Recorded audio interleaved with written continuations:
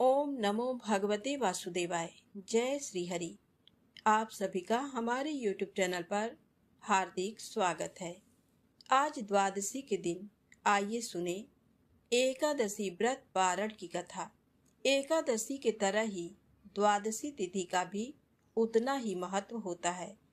इस दिन शुभ मुहूर्त में भगवान श्री हरि की पूजा अर्चना करने के बाद गौ माता को गौ ग्रास देने के बाद आप व्रत का पारण करें।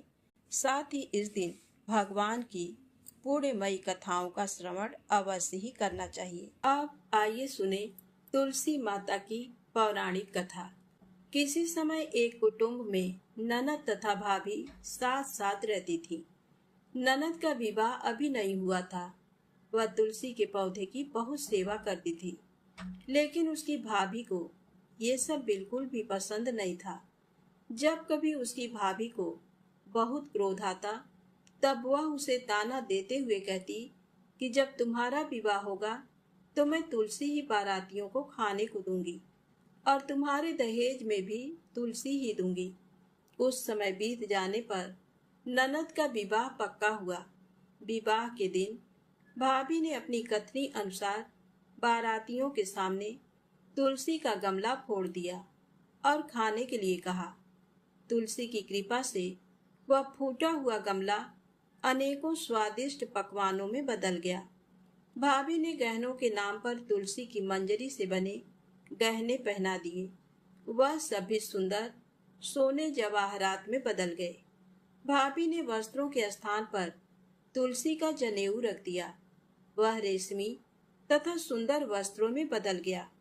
ननद के ससुराल में उसके दहेज की बहुत प्रशंसा की गई। ये बात भाभी के कानों तक भी पहुंची। उसे बहुत आश्चर्य हुआ। उसे अब तुलसी माता की पूजा का महत्व समझ आया। भाभी की एक लड़की थी।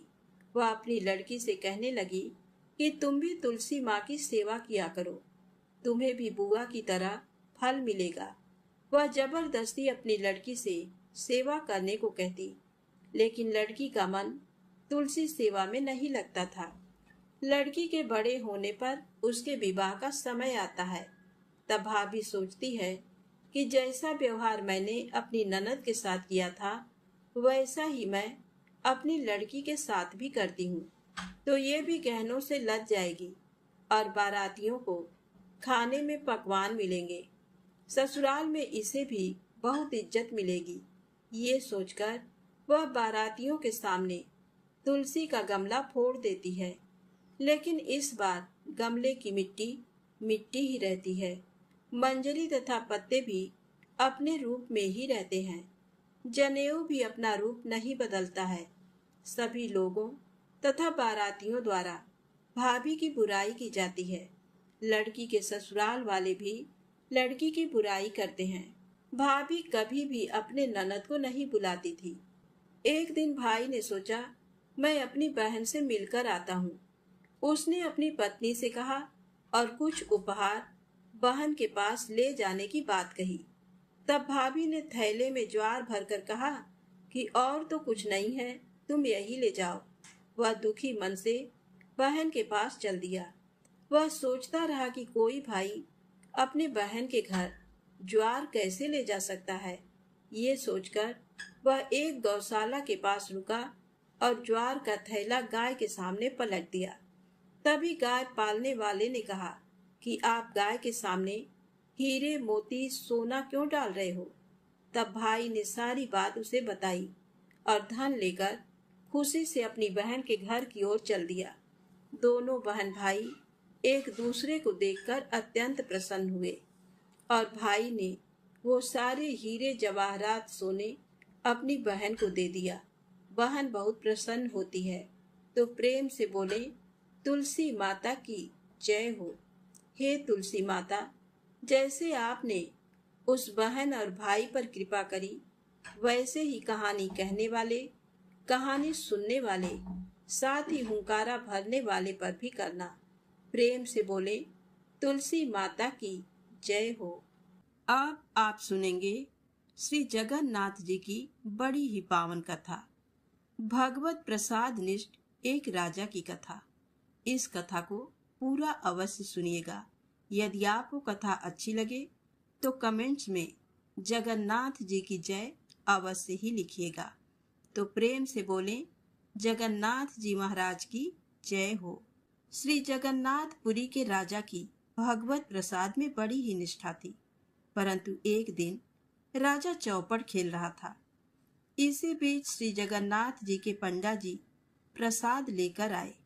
राजा के दाहिने हाथ में पासा था, अतः उसने बाएं हाथ से प्रसाद को छूकर उसे स्वीकार किया। इस प्रकार प्रसाद का अपमान जानकर पंडा जी रुष्ट हो गए। प्रसाद को राजमहल में न पहुंचाकर उसे वापस ले गए। चौपड़ खेलकर राजा उठे और अपने महल में गए। वहां उन्होंने नई बात सुनी कि मेरे अपराध के कारण अब मेरे पास प्रसाद कभी नहीं आएगा। राजा ने अपना अपराध स्वीकार कर अन्न जल त्याग दिया। उससे मन में विचारा कि जिस दाहिने हाथ ने प्रसाद का अपमान किया है उसे मैं अभी काट डालूंगा। ये मेरी सच्ची प्रतिज्ञा है। ब्राह्मणों की सम्मति लेना उचित समझकर राजा ने उन्हें बुलाकर पूछा कि यदि कोई भगवान के प्रसाद का अपमान करे तो चाहे वह कोई अपना प्रिय अंग ही क्यों ना हो, उसका त्याग करना उचित है या नहीं। ब्राह्मणों ने उत्तर दिया कि राजन, अपराधी का तो सर्वथा त्याग ही उचित है। राजा ने अपने मन में हाथ कटाना निश्चित कर लिया, परंतु मेरे हाथ को अब कौन काटे, ये सोचकर मौन और अत्यंत खिन्न हो गया। राजा को उदास देखकर मंत्री ने उदासी का कारण पूछा। राजा ने कहा, नित्य रात के समय एक प्रेत आता है और वह मुझे दिखाई भी देता है। कमरे की खिड़की में हाथ डालकर वह बड़ा शोर करता है। उसी के भय से मैं दुखी हूँ। तब राजा के मंत्री ने कहा, आज मैं आपके पलंग के पास ही सोऊंगा और आप अपने को दूसरी जगह छिपा कर रखिए। जब वह प्रेत झरोखे में हाथ डालकर शोर मचाएगा तभी मैं उसका हाथ काट दूंगा। ये सुनकर राजा ने कहा, बहुत अच्छा, ऐसा ही करो। रात होने पर मंत्री जी के पहरा देते समय राजा अपने पलंग से धीरे से उठकर झरोखे में हाथ डालकर शोर मचाया। मंत्री ने उसे प्रेत का हाथ जानकर तलवार से काट डाला। राजा का हाथ कटा देखकर मंत्री जी बेहद लज्जित हुए और पछताते हुए कहने लगे कि मैं बड़ा मूर्ख हूँ, मैंने ये क्या कर डाला। राजा ने कहा, तुम निर्दोष हो, मैं ही प्रेत था, क्योंकि मैंने प्रभु से बिगाड़ किया था। राजा की ऐसी प्रसाद निष्ठा देखकर अपने पंडों से श्री जगन्नाथ जी ने कहा कि अभी अभी मेरा प्रसाद ले जाकर राजा को दो और उसके कटे हुए हाथ को मेरे बाग में लगा दो। भगवान के आज्ञानुसार पंडे लोग प्रसाद को लेकर दौड़े। उन्हें आते देखकर राजा आगे आकर मिले। दोनों हाथों को फैलाकर प्रसाद लेते समय राजा का कटा हुआ हाथ पूरा निकल आया। जैसा था वैसा ही हो गया। राजा ने प्रसाद को मस्तक और हृदय से लगाया। भगवत कृपा का अनुभव करके बड़ा भारी सुख हुआ। पंडे लोग राजा का कटा हुआ वह हाथ ले आए। उसे बाग में लगा दिया गया। उससे दौना के वृक्ष हो गए। उसके पत्र पुष्प नित्य ही जगन्नाथ जी के श्री अंग पर चढ़ते हैं। उनकी सुगंध भगवान को बहुत प्रिय लगती है। तो प्रेम से बोलें, जगन्नाथ जी महाराज की जय हो। अब आइए सुने श्री जगन्नाथ जी की भक्त श्री कर्मा बाई जी की दूसरी कथा। श्री कर्मा जी नाम की एक भगवत भक्त देवी श्री पुरुषोत्तमपुरी में रहती थी।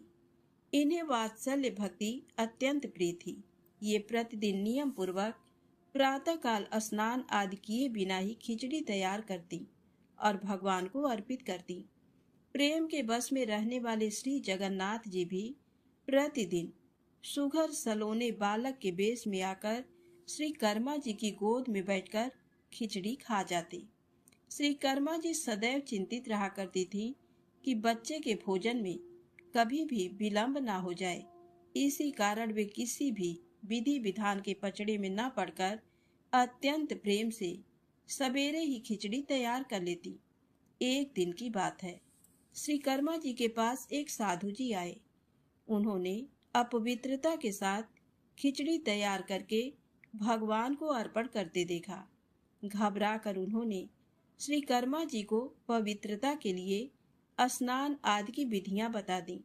भक्तिमती श्री कर्मा जी ने दूसरे दिन वैसा ही किया, पर इस प्रकार खिचड़ी तैयार करते उन्हें देर हो गई। उस समय उनका हृदय रो उठा कि मेरा प्यारा श्याम सुंदर भूख से छटपटा रहा होगा। श्री कर्मा जी ने दुखी मन से श्याम सुंदर को खिचड़ी खिलाई। इसी समय मंदिर में अनेकों घृत से बने हुए पकवान निवेदित करने के लिए पुजारी जी ने प्रभु का आवाहन किया। प्रभु जूठे मुंह ही वहां चले गए। पुजारी जी चकित हो गए। उसने देखा उस दिन भगवान के मुखार बिंद में खिचड़ी लगी है।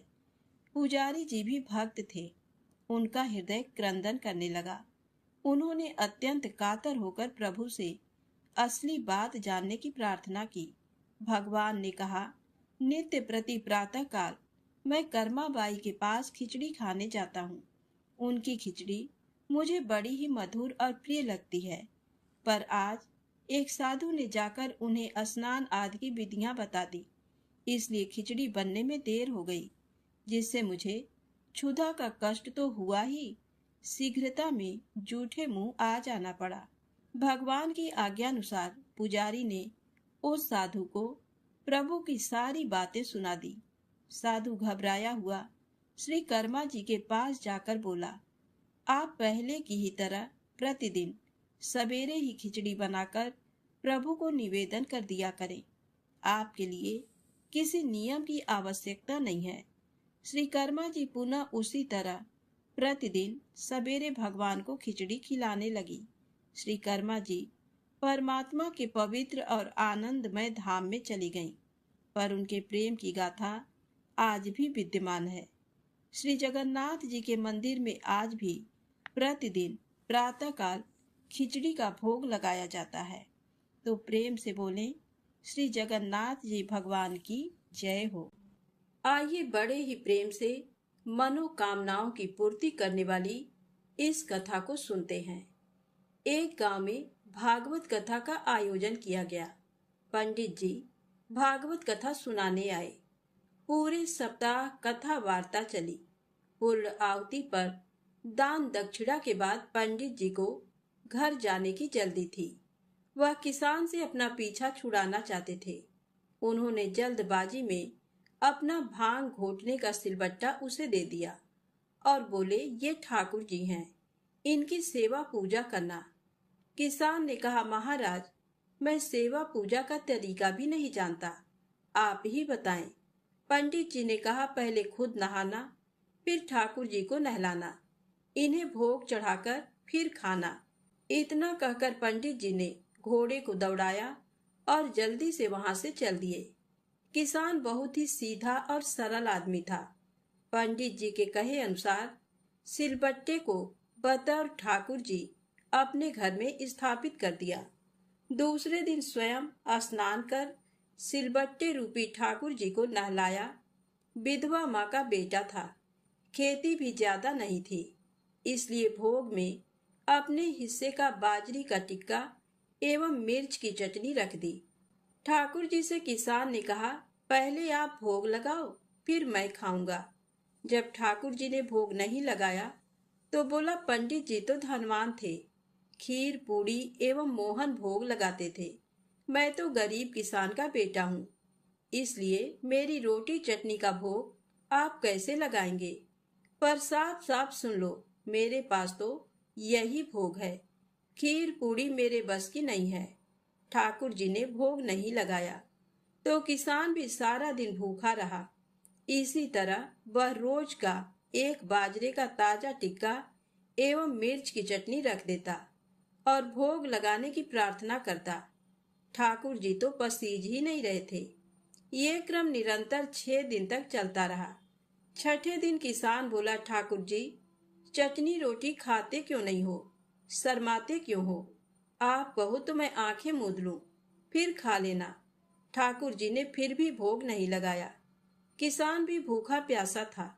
7वें दिन किसान परेशान हो गया और फूट फूट कर रोने लगा और कहने लगा कि सुना था आप दीन दयालु हो, पर आप भी गरीब की कहाँ सुनते हो। मेरा रखा ये टिक्का एवं चटनी आकर नहीं खाते हो तो मत खाओ, अब मुझे भी नहीं जीना है।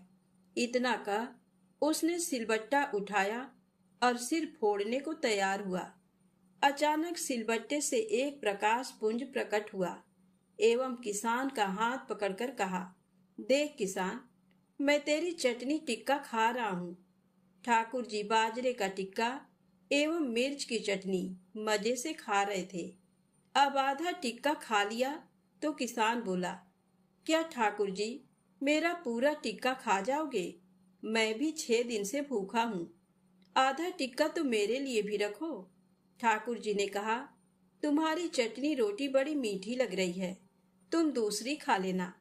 किसान ने कहा, प्रभु, माँ मुझे एक ही रोटी देती है, यदि मैं दूसरी लूंगा तो माँ भूखी रह जाएगी।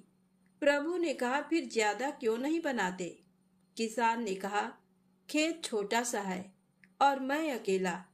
तब ठाकुर जी ने कहा, और खेत जोत लो।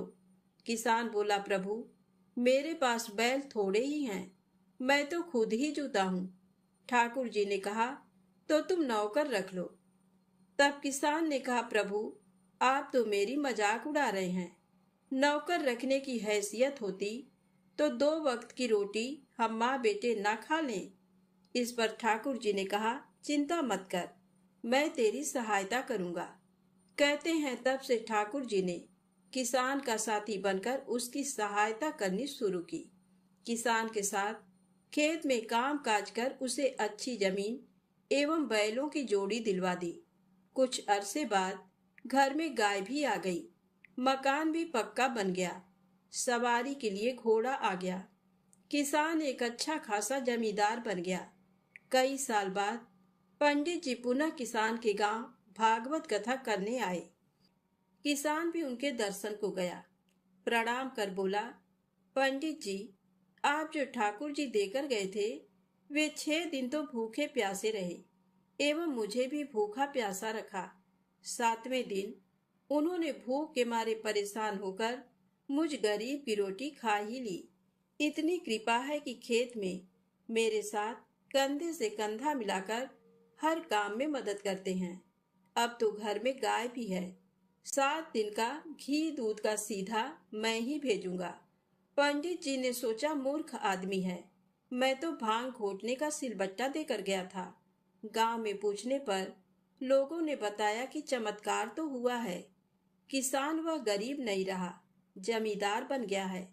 दूसरे दिन पंडित जी ने किसान से कहा, कल कथा सुनने आओ तो अपने साथ अपने उस साथी को लेकर आना जो तुम्हारे साथ खेत में काम करता है। घर आकर किसान ने प्रभु से निवेदन किया कि कथा में चलो, तो प्रभु ने कहा, मैं नहीं चलता, तुम जाओ। किसान बोला, तब क्या उन पंडित जी को आपसे मिलाने घर ले आऊं? प्रभु ने कहा, बिल्कुल नहीं, मैं झूठी कथा कहने वालों से नहीं मिलता। जो मुझसे सच्चा प्रेम करता है और जो अपना काम मेरी पूजा समझ करता है, मैं उसी के साथ रहता हूँ।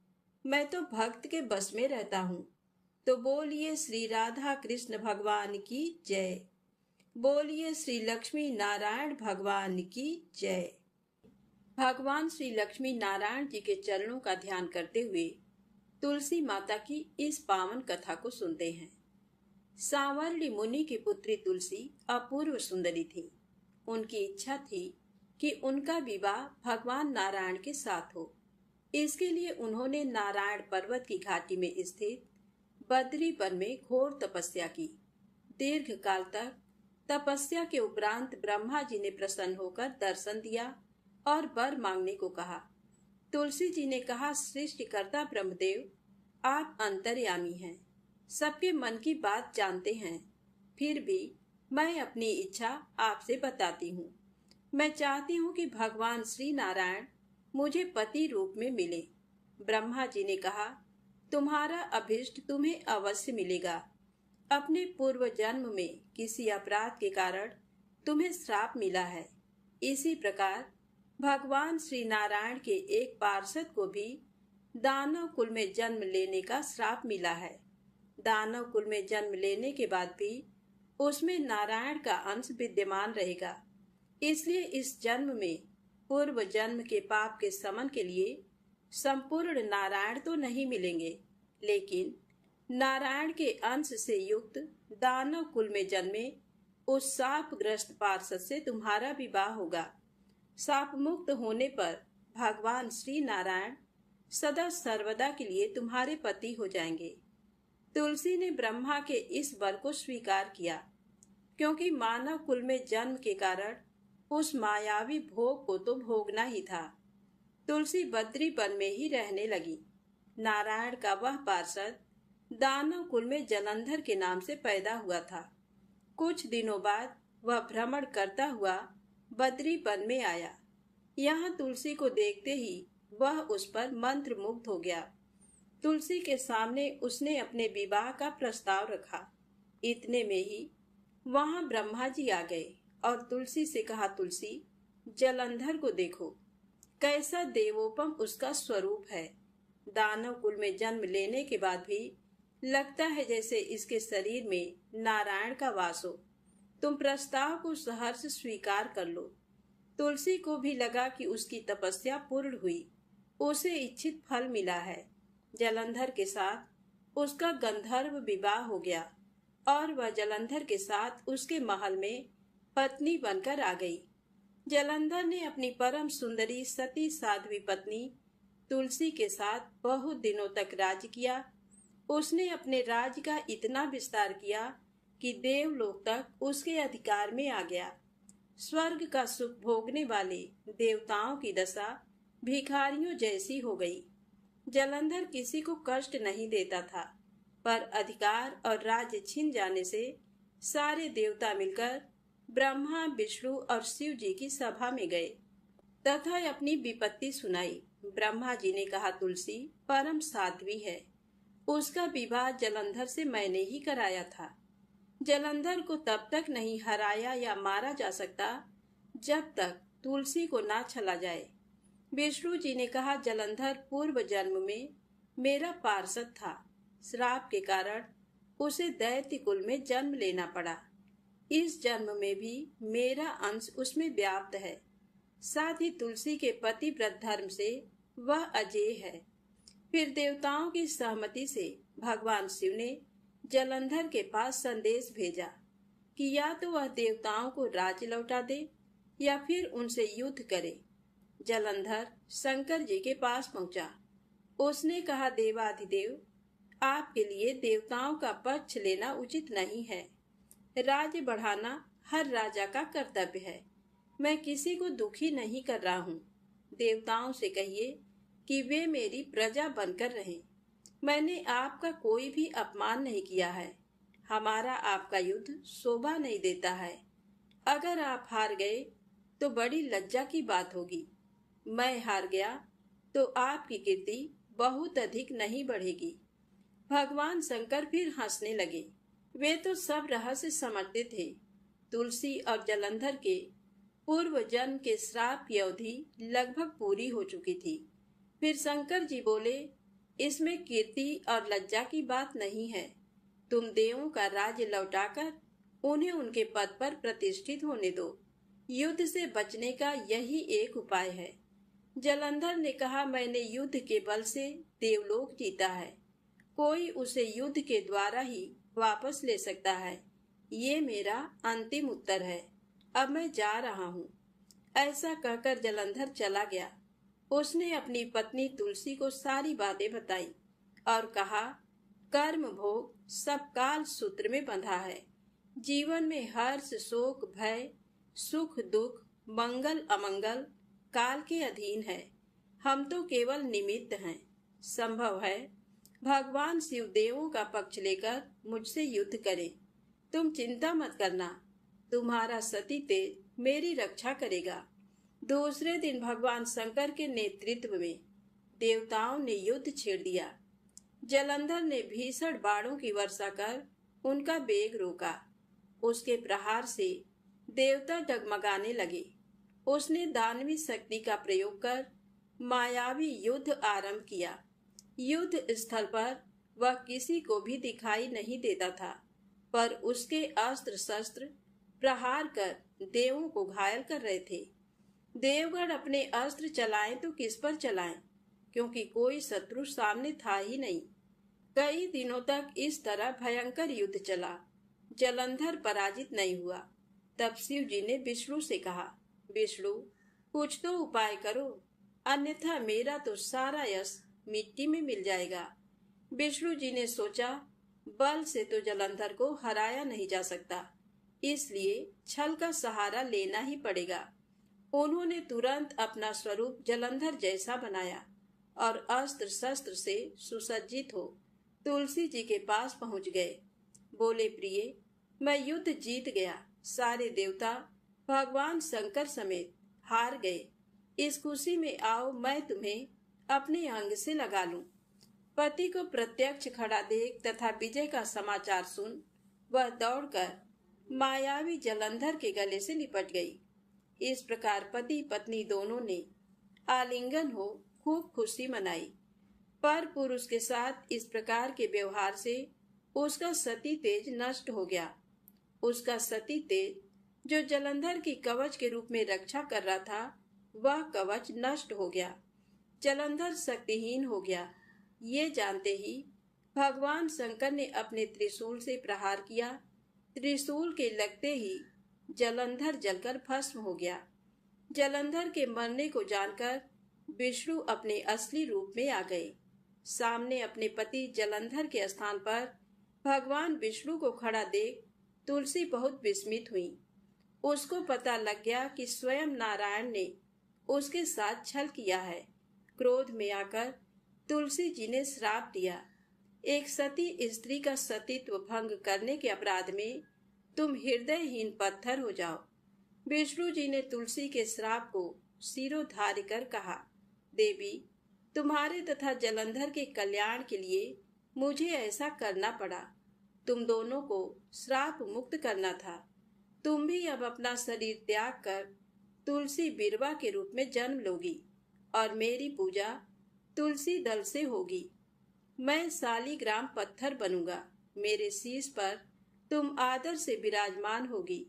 तुम्हारे पति की हड्डियों के चूर्ण से शंख की उत्पत्ति होगी। उस शंख ध्वनि से देवताओं तथा मेरी पूजा आराधना होगी। जहाँ शंख ध्वनि होगी वहाँ मंगलमय मैं विराजमान रहूंगा। तुमने पूर्व जन्म में बद्री वन में मुझे पाने के लिए बड़ी तपस्या की थी। अब अगले जन्म में मैं नारायण प्रस्तर के रूप में बद्रीनाथ वन में स्थापित होऊंगा और मेरी पूजा अर्चना फल फूल से ना होकर तुम्हारी तुलसी दल से होगी। मेरे शीश पर विराजमान होकर तुम मुझसे भी ऊंचा पद प्राप्त करोगी। तो बोलिए श्री लक्ष्मी नारायण भगवान की जय। बोलिए श्री तुलसी शालिग्राम जी की जय। अब आइए सुने गणेश जी के खीर वाली कहानी। एक बार गणेश जी एक छोटे बालक के रूप में चिमटी में चावल और चमचे में दूध लेकर निकले। वो हर किसी से कह रहे थे कि कोई मेरी खीर बना दो, कोई मेरी खीर बना दो। एक बुढ़िया माई बैठी हुई थी। उसने कहा, ला मैं बना दूं। वह छोटा सा बर्तन चूल्हे पर चढ़ाने लगी। तब गणेश जी ने कहा कि दादी माँ, छोटी सी भगोनी मत चढ़ाओ, तुम्हारे घर में जो सबसे बड़ा बर्तन हो वही चढ़ा दो। बुढ़िया माई ने वही चढ़ा दिया। वह देखती रह गई कि वह जो थोड़े से चावल उस बड़े बर्तन में डाली थी वह तो पूरा भर गया है। गणेश जी ने कहा, दादी माँ, मैं नहा कर आता हूँ। खीर तैयार हो गई तो बुढ़िया माई के पोते पोती खीर खाने के लिए रोने लगे। बुढ़िया माई ने कहा, गणेश जी तेरे भोग लगना, कहकर चूल्हे में थोड़ी सी खीर डाली और कटोरी भर भर कर बच्चों को दे दी। बुढ़िया माई की पड़ोसन ऊपर से देख रही थी तो बुढ़िया माई ने सोचा ये चुगली कर देगी, तो एक कटोरा भरकर उसे भी पकड़ा दिया। बेटे की बहू ने चुपके से एक कटोरा खीर खाई और कटोरा चक्की के नीचे छुपा दिया। अभी भी गणेश जी नहीं आए थे। बुढ़िया माई को भी भूख लग रही थी।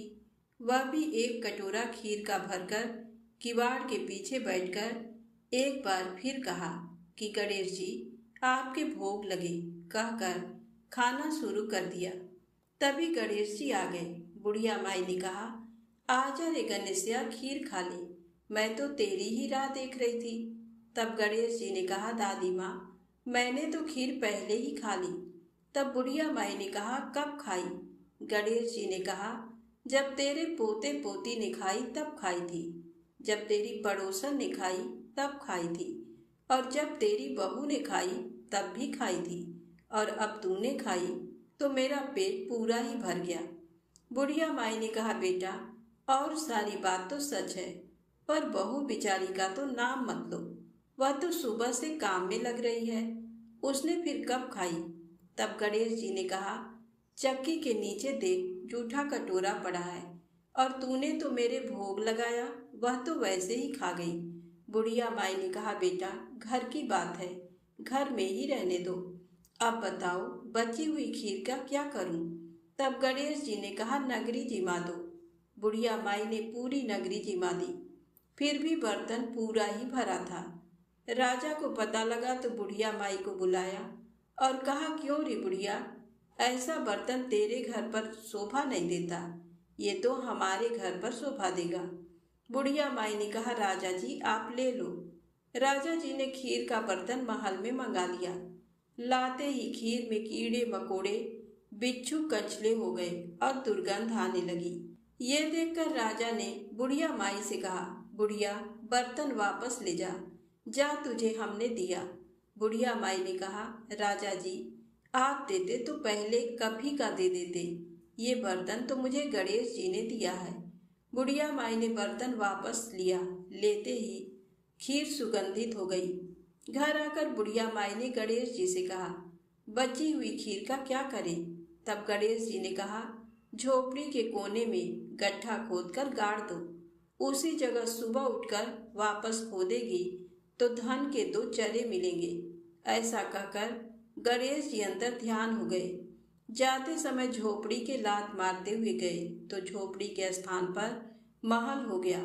सुबह बहू ने फावड़ा लेकर पूरे घर को खोद दिया तो कुछ भी नहीं मिला। बहू ने कहा, सासू जी थारो गणेश जी तो झूठे हैं। सास ने कहा, बहू मारो गणेश झूठो तो नहीं है, ला मैं देखूं। वह सुई लेकर खोदने लगी तो टन टन करते 2 धन के चरे निकल आए। बहू ने कहा, सासू जी गणेश जी तो साचो ही हैं। सास ने कहा, गणेश जी तो भावनाओं के भूखे हैं।